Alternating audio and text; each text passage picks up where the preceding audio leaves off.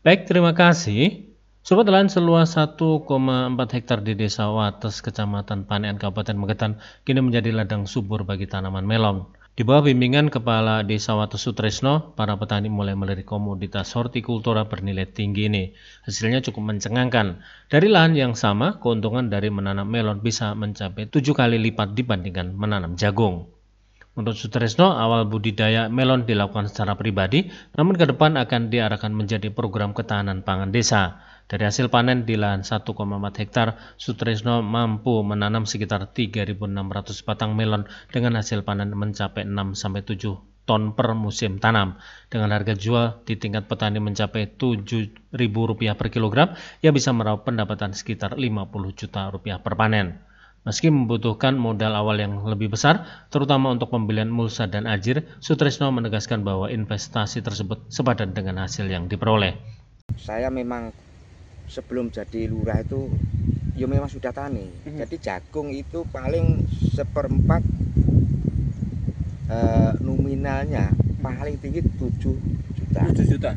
Sedangkan dikurang untuk biaya operasional, buat lahannya, olah lahan, pupuk dan seterusnya, itu mencapai 3,5. Nah, untungnya berapa? Dari sisi teknis, Sutresno juga melakukan inovasi dengan menurunkan tinggi ajir atau penyangga tanaman untuk menekan biaya operasional tanpa mengurangi kualitas buah. Untuk pemupukan, Sutresno menerapkan pola berjenjang. Pupuk dasar menggunakan SP36 atau fosfat dilanjutkan dengan pupuk NPK 1616 dan KNO merah 6 hari setelah tanam. Saat pembentukan buah, ia beralih ke NPK grower agar bisa lebih maksimal. Sutresno juga berencana mengajak petani muda di Desa Wates untuk ikut menanam melon. Ia menilai pertanian harus diwariskan kepada generasi penerus agar ketahanan pangan tetap terjaga. Untuk pemasaran, Sutresno memastikan petani tidak perlu khawatir, karena pembeli akan datang sendiri ke lahan karena pasokan buah di kota masih kurang. Kedepan pemerintah Desa Wates berencana membangun greenhouse permanen agar budidaya melon lebih efisien, ramah lingkungan, dan berkelanjutan. Melibatkan desa, insya Allah desa akan merencanakan membuat greenhouse, seperti itu. Keren. Jadi kalau di greenhouse itu perawatannya lebih mudah, termasuk insektisida, fungisida itu bisa ditekan. Dan harapan saya generasi penerus petani itu harus ada, Mas, harus ada, harus terus gitu, karena ini salah satu penunjang ketahanan pangan loh. Seperti programnya Pak Prabowo kan, ketahanan pangan ini digalakkan. Dari Kabupaten Magetan, Adima Sukocora CV melaporkan. Kita kembali ke studio.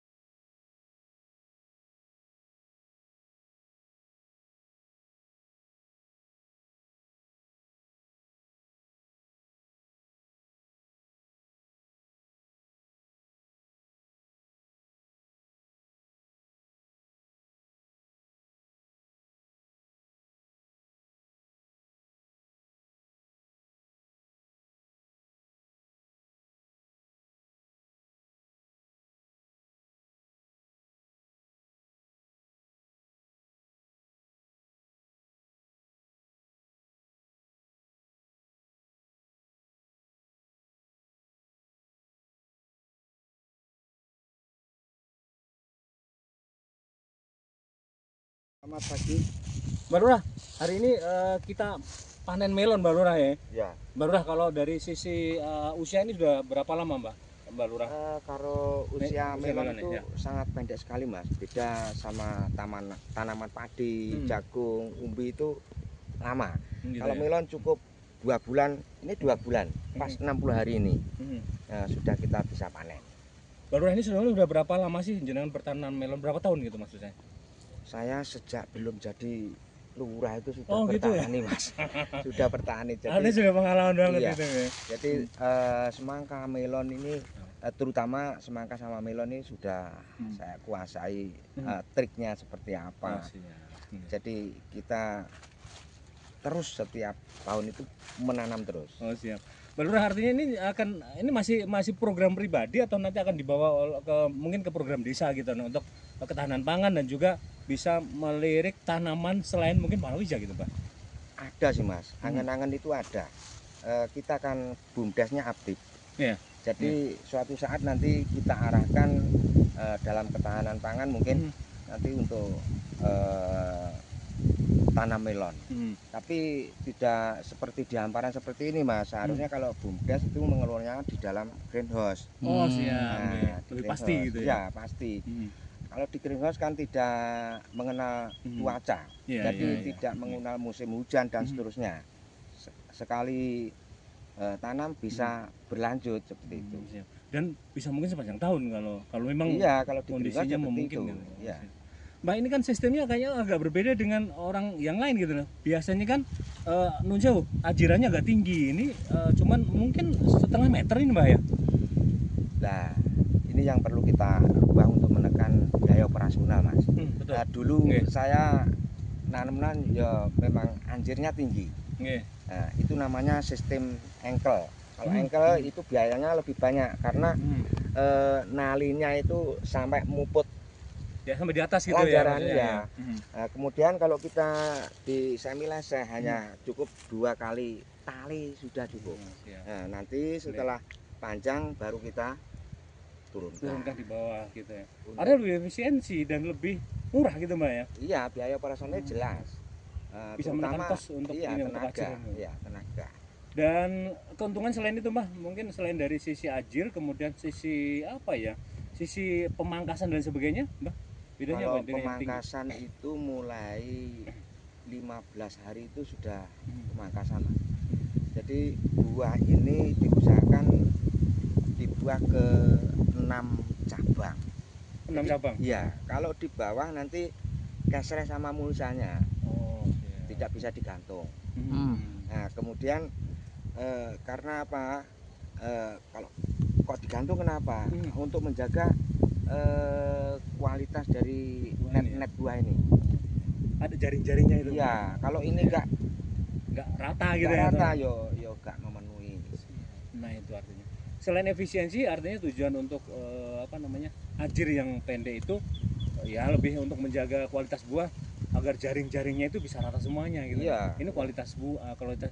Bah, sebetulnya nun sewu, pemahaman masyarakat itu bahwa nanam melon sih butuh modal gede gitu nah. Iya. Nah, ini gimana kalau menurut jenengan, Mbak? Ini perlu kita rintis mulai awal ya, Mas. Jadi memang melon itu modalnya awal lebih besar, 1 gitu. Pengadaan mulsa, pengadaan anjir itu sudah besar. Seumpama dibelikan bibit seperti jagung padi ya sudah lebih-lebih iya toh. Nah, terus kemudian dari segi bibitnya ya gak mahal sih Mas. Satu pack itu isi 600 cuman 185 loh. Nah, jadi dianggap oleh petani mahal ke aslinya enggak. Ini pemahamannya gitu ya. Tapi jangan salah. Mungkin dari sisi modal agak tinggian daripada menanam jagung atau lainnya. Tetapi kita tanya hasilnya gitu nah. Mbak, hasil ini berapa hektar sih Mbak kalau dihitung lahan? Kita menanamnya ini 1/4 hektar Mas. 1/4 hektar. 25 ar. Itu paling isinya cuman 3.600 batang. 3.600 batang 1/4 hektar. Ya, 1/4. Mbak, itu hasilnya berapa ton sih Mbak? Ya kalau dikalkulasi ya bisa 6 ton. 6 ton sampai 7 ton ya. Iya. Sekarang harga berapa Mbak ini Mbak? Harga Kilo. sekarang kalau di lahan 7.000 Mas. 7.000. Berarti itu 7 kali 7 Mbak ya? Ya seperti itu. Kurang lebih lah. Kurang lebih kasarannya 49 juta mungkin lebih gitu ya. Ya. Taruhlah 50 juta. Ini dibandingkan dengan mungkin nanam tebu. Kalau menanam jagung gitu. Kalau jagung berapa sih Mbak hasilnya Mbak? Kalau jagung itu saya dulu Mas ya. Mhm.